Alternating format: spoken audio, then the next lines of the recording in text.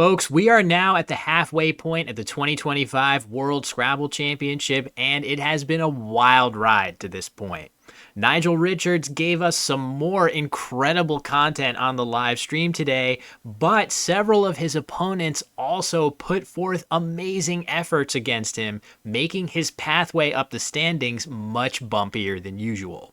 Let's start with round 11, where Timi Woko, the surprise top player after day one, faced his toughest test yet in the form of the GOAT.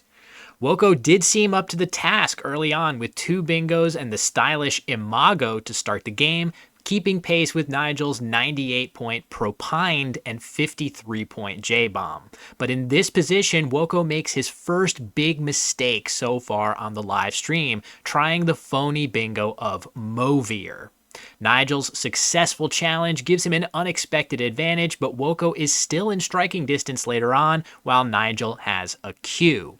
He's got the seemingly totally obvious and standard play of Quern for 48, but Nigel infers strength from Woko's previous move and makes another stunning adjustment from conventional wisdom with his play of occur for 28, keeping the Q on his rack while using the final U of the game. Examining the board prior to this move, there are multiple bingo lines for 7-letter bingos with 2 S's and other good bingo tiles remaining. Quern does score very well, but it leaves all of this space open. Not only does occur close both lines at once, but keeping the Q here without a U is much better than it looks at first glance, with cat and chin both available as common draws. Most players would have played Quern here without a second thought, but when inferring a solid bingo leave, the computer engine Macondo actually loves this choice from Nigel. After Woko's response of bent, Nigel's next move was equally stunning. With Yond ready to go down for 27, Nigel once again shocked the stream by playing Oni for just 12. Somehow, Nigel was able to look at this pool of 13 unseen tiles and calculate that his open O actually gives back no new possible bingos to Woko, whereas Yond would still allow a handful of bingos, including Akinesia, Snowflea, and Kaolin Eyes. The only possible bingo Woko can have after Oni is the stunning Illusioned at the base of the board, and I'm going to go ahead and guess that Nigel somehow saw that possibility as well. Nigel eventually does shed his Q en route to a 486 to 451 victory. In the very next game, Nigel faces off against the legend, Sammy Okosagah. Nigel starts the game with the gorgeous Bacillus for 64, followed by Loggish for 79, but Sammy comes back with Standing and Retinoid to fight his way back into the game. Nigel then sacrifices points for defense and board position on 4 straight turns, starting with this one where X for 55 looks sorely tempting. He instead opts to block the open triple with Exit for 42, sacrificing 13 points on the scoreboard and leaving 3 vowels. Sammy, on the other hand, continues to chip away with intermediate scoring plays, including a clutch late draw of the Z, which he can use to play Ritz for 48 to take a 24-point lead. Although Nigel appears to be hopeless here with way too many vowels on his rack, he makes the only play that the computer engine says gives him a winning chance here. The odd-looking Bray for 20 points. He's hoping to draw the R out of the bag, which would win the game for him by threatening Arrow for a solid score. Sammy wouldn't have enough good scoring plays with the J to outrun this. Amazing job by Nigel here to give himself a 1 out of 8 chance to win, but the last tile in the bag is the J, not the R he needs, cementing Sammy's thrilling comeback win. 12-time Pakistani Scrabble champion Wasim Khatri got his turn to face off against Nigel 3 rounds later, and after Nigel's zanier to open, he struck immediately with the gorgeous Japanize for 96. But a Q draw slowed Wasim down, and Nigel's inventor equalized the game.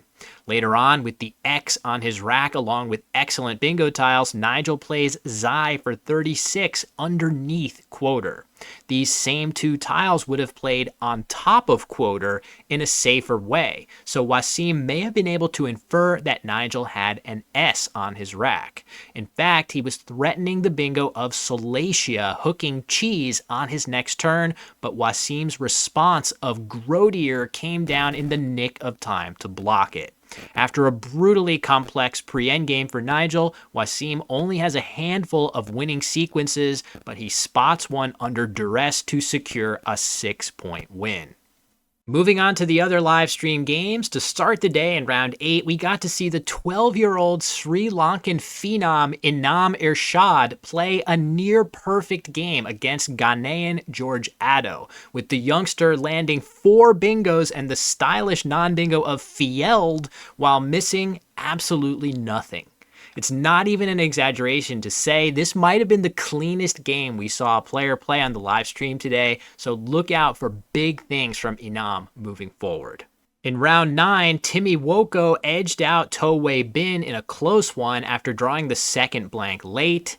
Adam Logan landed 4 bingos in a 6-turn span to pull away from Hubert Wee, who had some brutal draws in round 10. In round 13, Wei Bin put on a clinic against Nigeria's Victor Godwin, blending excellent bingo finds of Affilate and Career with extremely solid defensive play in the mid-game to protect his lead, en route to a triple-digit win. And Harshan Lamabadusuriya notched a huge win over George Ezenor in round 14. He then followed up with another massive win over Wei Bin in the final round of the day, but not without some dramatics. After Wei Bin's loiters to open the game, Harshan had what looked like a beautiful rack of balanced bingo tiles, but stunningly, he had no playable bingos here and had to change course.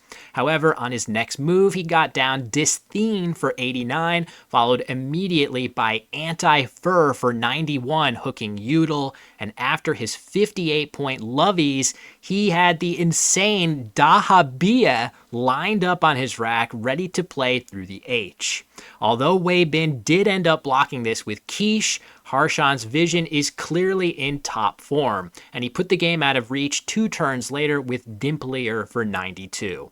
Wei Bin actually played an excellent game here, but Harshan's scoring assault was just too much in this one.